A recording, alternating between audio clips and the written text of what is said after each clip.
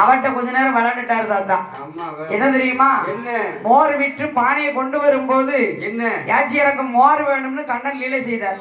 ஆனா ஆச்சி வச்சிருந்தது உண்மையில தண்ணி தான். நீ பானை இறக்கு நான் பாக்கட்டும், மோரா இருந்தா உன்னை 6 மணி வரை விட மாட்டேன்ட்டாரு.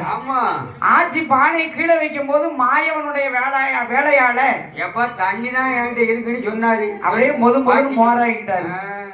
ஏன்னா கண்ணன் லீலை தண்ணியா இருந்தது, அது மோராயிட்டு 6 மணி வரை ஆச்ச விடல. சரி 6 மணிக்கு அப்புறம் விட்டாரு பாருங்க.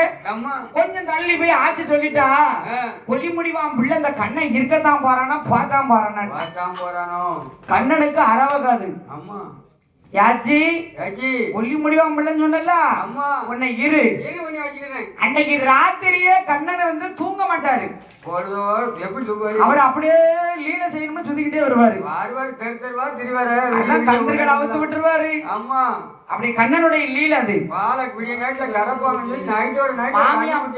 மாமியா காத்துக்கு மருமக காத்துக்கு டங்காம்பட்டு வச்சு போட்டிடுவாரு. முடிய காலம் சண்டை போடணும்.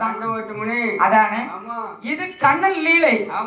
அந்த வழி பாதையா வரும்போது தாத்தா யாருக்குனே ஆட்டுக்கடையில இருந்தவோ, இயற்கை காத்துல தூங்கின மனுஷன், 6 மாசம் கழிச்சு அன்னைக்கு தான் வீட்டுக்கு வந்தோம். நல்ல உப்பு கண்ட கறி சாப்பிட்டாங்க. இப்ப உப்பு கண்ட குழம்பு வச்சா மனமே இருக்க மாட்டேங்குது. அதானே தாத்தா அப்படி இல்ல, காட்டு சோறுக்கும் அந்த இடி மசாலாவுக்கும் சாப்பாடு கொண்டாங்கும்ல. அதானே இப்ப நம்ம பொம்பளையில் கூட குழம்பு வைக்கிறது எடுக்க மாட்டேங்க. அதானே அப்படியே தாத்தாவுக்கு தூக்கம் வரல. எப்படி வரும்? வெளியில வந்து படுத்திருக்கோம். தாத்தாவோட படுத்திருக்காரு கட்டில்ல. ஆச்சி லேசா வந்தது வேப்பமர காத்துக்கு இடம் இருந்தவன தலையை சாச்சி படுத்துட்டோம். அந்த வழி பாதையா கண்ணன் வந்தார்ல, வந்திருக்காரு. இந்த முத்தமாச்சி நம்மள நேத்து என்ன சொன்னா கொல்லி முடிவாம்பல்ல நல்ல பார் ஒண்ணே அப்படின்னு கையில புல்லாங்குழல் வச்சிருந்தாரு. தாத்தா தாடிக்கும் சரி ஆச்சி கூந்தலுக்கும் ஜாயிண்ட்டுக்கு பாயிண்ட முடிச்சு போட்டாரு. நல்லா போட்டுவாரு. வெளியில கொஞ்சம் தள்ளி போய் கல்லாண்டாரு. அவர் படக்குன்னு தாத்தா எந்திரிச்சிட்டோம். அதானே தாத்தா 6 அடி, பாட்டி 4 அடி. தாத்தா எந்திரிக்கவும் ஆட்சி எப்படி இருக்கும், உடலங்காவுக்கு கல்லு கட்டி தொங்க விட்ட மாதிரி இருக்கு. ஆட்சி சொல்லுதா, ஏன் விடு மனுஷா, இது விளையாடக்கூடிய வயசா, எனக்கு 80 வயசு உமக்கு 90 வயசு. அப்படி தாத்தா சொல்லுதாரு, ஏன் பயப்பட்டாட்டி நானா முடிச்சு போட்டேன், நீதான் பிடிச்சு இழுக்க. நானும் முடிச்சு போடல, நீங்களும் போடல. கல்லம் முடிச்சுல ஆத்தா நம்ம கண்ணம்லாம் வந்துட்டான்.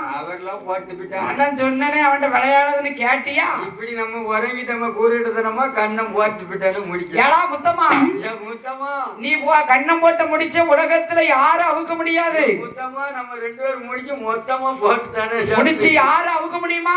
யாரும் அவுக்க முடியும். கண்ணம் போட்ட முடிச்சு அவர் தான் அவுக்கணும். இப்ப நீ வா, ஆனா தட்டில கீழே விழுந்துருவோம். அப்ப முத்தமா நான் ரைட்டுன்னு சொன்னா காலை எங்க திக்கணும், அப்படின்னு சொல்லிக்கிட்டே போக வேண்டியதான். சொல்லதான் காலை எடுத்து வைக்கணும். படம் கீழே விழுந்துட போறேன். தாத்தாவும் ஆச்சின்னு சொல்லிக்கிட்டு நேரம் அசோதையா வீட்டுக்கு வந்தாச்சு. ஏ அசோதை, அவன் செஞ்ச வேலையை பாருமா. கண்ணம் போட்ட முடிச்ச யாரு அவுக்க முடியும்? இப்படி செய்யணும்னு எத்தனை நாள் காத்துக்கிட்டு அசோதையா பார்த்தா, ஏ கண்ணா பெரியவர் இல்லையா, ஒரு முடிச்சு அவருடா. நானும் பாத்துக்கிட்டு இருக்கேன், உன் மேல ஆவலாதி நிறைய வருது. தாத்தாவுக்கு இப்படி செய்யலாமா? பெரியவங்க இல்லையா? முடிச்சு அவருன்னு சொன்ன உடனே கண்ணன் கலகலன்னு சிரிச்சாரு. சிரிச்ச உடனே முடிச்சு கலகலன்னு அவந்துட்டு. ஆமா தாத்தாவும் ஆச்சியும் சொல்லாம கொள்ளாம ஓடிட்டோம். அவன் முடிச்சு அவந்துக்கலாம். அசோதைக்கு கோபம் வந்துட்டு, கண்ணா இனிமே நீ ஆயிரவாடி பட்டணத்துல இருக்க கூடாது. ஆவலாவது கேட்டு எனக்கு